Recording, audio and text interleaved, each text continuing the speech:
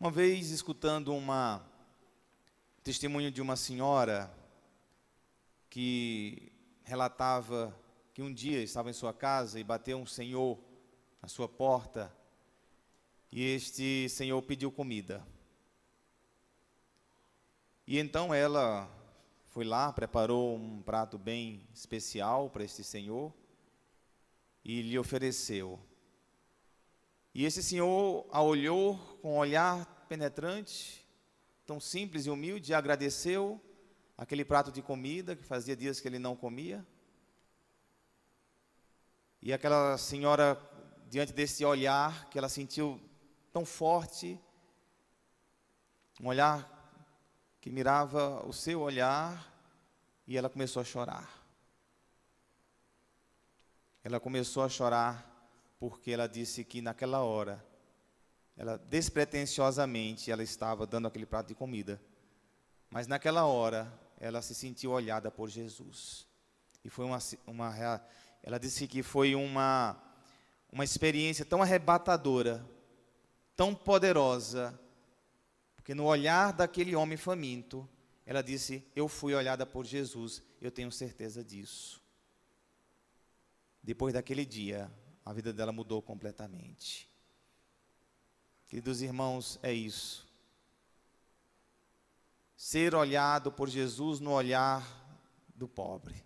Ser olhado por Jesus no olhar de quem nada tem. Isso é muito forte. Não busque experiências fantasiosas. Não busque experiências megalomaníacas do além, do não sei de onde. Não façam isso. Isso distancia a gente de Deus. Distancia você de Deus. Deus está tão próximo, tão perto, tão real. Deus está, e a palavra é clara, uma pessoa de carne e osso, que nada tem, e nada pode lhe retribuir por aquilo que você fez. Deus está nesse olhar. Deus está nesta pessoa. É essa experiência que nós devemos buscar de Deus na vida. E não coisas do além, coisas sobrenaturais, que neste mundo não existem. O que existe são pessoas que trazem a presença de Deus. E isso aqui existe. Eu estava meditando a liturgia de hoje, não sei se vocês repararam. Nós celebramos Cristo Rei. Solenidade de nosso Senhor Jesus Cristo, Rei do Universo. E olha só o evangelho que nós temos. O evangelho que nós temos fala do pobre. Porque Jesus reina no coração de um pobre, de um faminto. É neste lugar. Este é o sacrário. Se queremos contemplar Deus, é sacrário, o pobre. E cada vez que nós distanciamos dele, cada vez que nos afastamos dele, nos afastamos de Deus. E foi pouco a pouco que eu fui entendendo, a partir das minhas experiências, quando eu ia aos presídios, por exemplo, visitar presos com a pastoral carcerária. Quanta experiência de Deus eu fazia ali, eu perguntava: Senhor, mas por quê? Aqui no lugar mais improvável, no lugar do crime, aqui eu faço a experiência do teu amor, por quê? Ou quando ia na rua, visitar aqueles moradores em situação de rua, e ali, depois daquela experiência, sentir um amor grandioso dentro de mim, por quê? Por quê? Se ali é o lugar menos provável.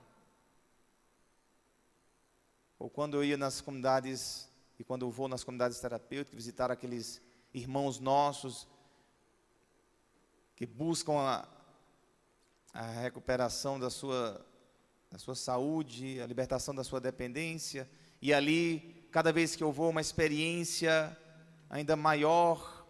Por quê? Por quê? Sempre me perguntei. E a resposta está aqui.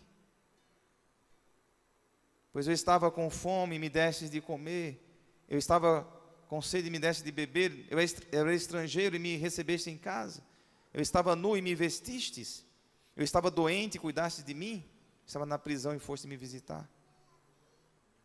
E ele diz: em verdade eu vos digo que todas as vezes que fizestes isso a um dos menores de meus irmãos, foi a mim que o fizestes. Gente, é isso. Deus reina. Deus reina no sofrimento daqueles que são maltratados de alguma maneira. Deus reina. Deus reina. Então, se eu quero participar do reinado de Deus, eu participo do reinado de Deus a partir, né, dessas pessoas concretas, e não só os pobres de material, mas aquelas pessoas que sofrem uma depressão, por exemplo, está no estado de pobreza, pode ter muito dinheiro no banco, mas está no estado de pobreza. Aquelas pessoas que vivem uma tristeza grande, são as pobrezas existenciais, aqueles que se encontram infelizes por algum motivo, todos esses, Deus habitando. E nós temos saúde e capacidade de promover, né, condições de vida para essas pessoas, de vida. Uma coisa que eu reflito muito no meu sacerdócio, desde a minha juventude, é como ajudar os mais necessitados, do jeito certo, da maneira certa. Essa é uma coisa que eu sempre busquei, estudo isso, reflito, busco modelos, porque às vezes nós queremos ajudar as pessoas, já estou entrando numa dimensão mais pragmática, às vezes nós queremos ajudar as pessoas, nós fazemos atrapalhar. Hoje em dia, é muito mais complexo ajudar as pessoas, é necessário ajudá-las do jeito certo. E fazer o que eu chamo de caridade responsável. Caridade responsável. Caridade que se compromete com a pessoa. E não esmolas sem nenhum tipo de engajamento. Esmola para se ver livre. Não. Nós somos chamados a fazer caridade responsável. E como o mundo evoluiu, as pessoas evoluíram, até os pobres evoluíram também. O jeito de trabalhar com eles deve ser diferenciado hoje em dia. Nós tivemos transformações. E para ajudar as pessoas que mais precisam hoje, devem nascer instituições preparadas para este atendimento. Deve haver pessoas que buscam qualificação para este acolhimento.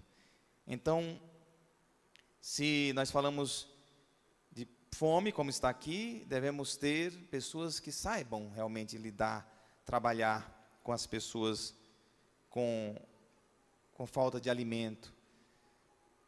Se é estrangeiro, nós temos a pastoral do estrangeiro, grupos especializados, porque o estrangeiro envolve questões diplomáticas, envolve questões de outros países, o estrangeiro envolve embaixada, então tem que ter um grupo que acolham esses estrangeiros. Aqui perto da rodoviária interestadual tem vários venezuelanos.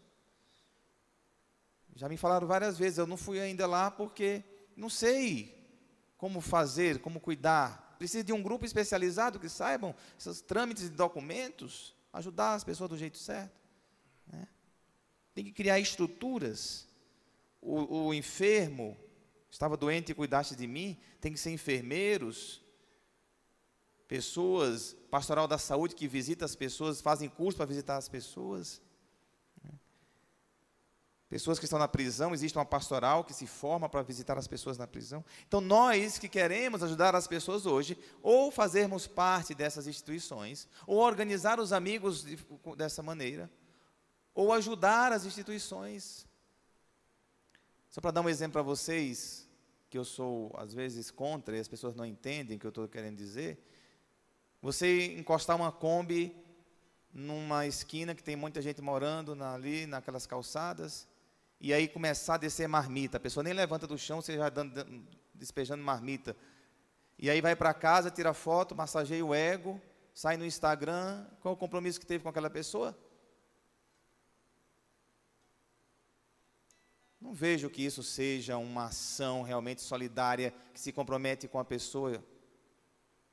Eu digo para vocês, querem entregar comida na rua, mas pelo menos faça uma coisa, encoste a Kombi um pouco longe, conversa com a pessoa, se relaciona com ela e a convida a caminhar com você até a sua Kombi para pedir, para dar aquele prato de comida, para que ela se comprometa também junto com você, com uma ação de libertação, né?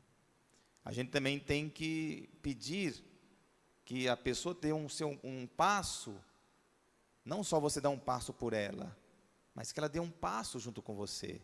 O passo tem que ser dela também. Quem trabalha com dependentes químicos sabe, né, Tiago? Que a gente ajuda aquela pessoa que dá o passo. Quando ela dá o passo, você pode dar o passo junto com ela, que você vai alcançar a libertação e ajudá-la. Vai ajudá-la. Mas deixar de fazer pelo pobre a gente não pode deixar. Talvez tenha mudado os meios, as maneiras. Talvez não seja mais como no tempo de São Francisco de Assis, comunidade pequena, onde ele mesmo ia lá e cuidava das feridas, e cuidava da pessoa, e dava comida e visitava. Hoje em dia tem uma complexidade um pouco maior, mas nem por isso a gente deixa de fazer o bem. Mais do que nunca nós devemos nos organizar. E quando a gente se organiza, a gente consegue. E ver o Cristo em cada pessoa. E ver o sorriso nas pessoas. Para mim é uma maravilha, né? Quando a gente participa de um processo de alguém, de libertação, e depois vê essa pessoa com a sua vida arrumada, caminhando, indo para frente, não tem alegria maior. Não tem. É muito grande. É muito grande o que a gente recebe quando se faz este bem. E aí, dessa maneira, nós vamos ter Jesus como o Senhor da nossa vida. Ter Jesus no centro, reinando na nossa vida. Porque Ele é que é o Senhor da nossa vida. É Ele que nos conduz por caminhos seguros. Nós queremos ser parte do rebanho. Nós queremos ser ovelhas. Sabe por que existe uma diferença entre ovelha e cabrito? Quem é da roça sabe, né, Ana Maria? Como eu sou da roça, eu sei que ovelha é obediente. Ovelha é obediente. E cabrito não é teimoso. Você pode fazer força lá e o cabrito sai para um lado, sai para o outro, puxa para trás, não consegue nada. E a ovelha não, é obediente. É obediente a ovelha. Separar a ovelha dos cabritos é isso. A ovelha obedece, a ovelha é mansa, escuta a voz do pastor, é guiado. O cabrito dá um trabalho danado. É um bicho brabo, não tem jeito para amansar um cabrito. Bode, então, nem se fala. Enfesado os bichos. E às vezes a gente se comporta como cabrito. A gente se comporta assim, com teimosia.